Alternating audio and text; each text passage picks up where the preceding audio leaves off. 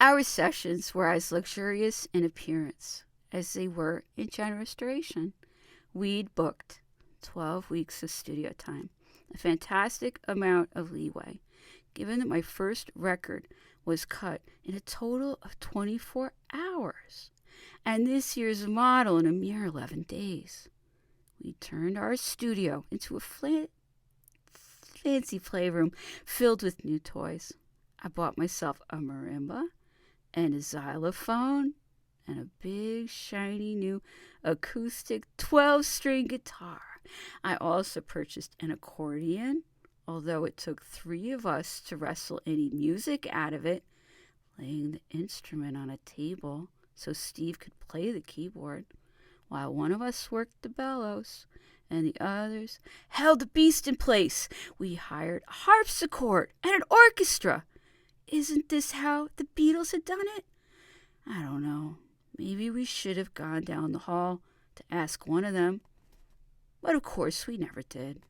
We employed instruments that we wouldn't even have admitted to liking back in 1977, especially the Mellotron, which was then about as far out of style as flared trousers. I hadn't seen one of those things since a man tried to sell one to my dad in the 60s.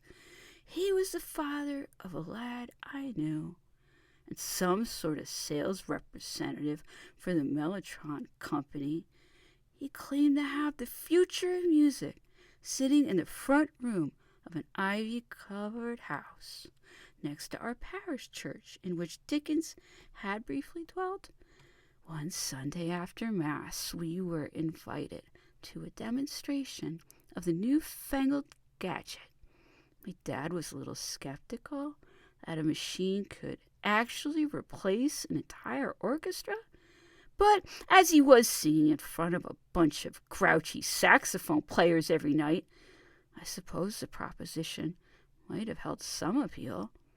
I remember the Mellotron as being very impressive in size, like the kind of organ that Vincent Price played in The Abominable Dr. Phibes. But this is probably my memory playing tricks, because all of the pictures I can find now show an instrument on a rather more modest scale.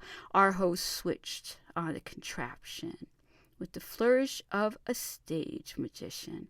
He depressed a couple of the keys, and out came a wobbly recording of voices that sounded appropriately like monks chanting in a horror film. He pressed some buttons on the console, and on the sound switched rapidly from a drunken brass band to a pair of waterlogged flutes.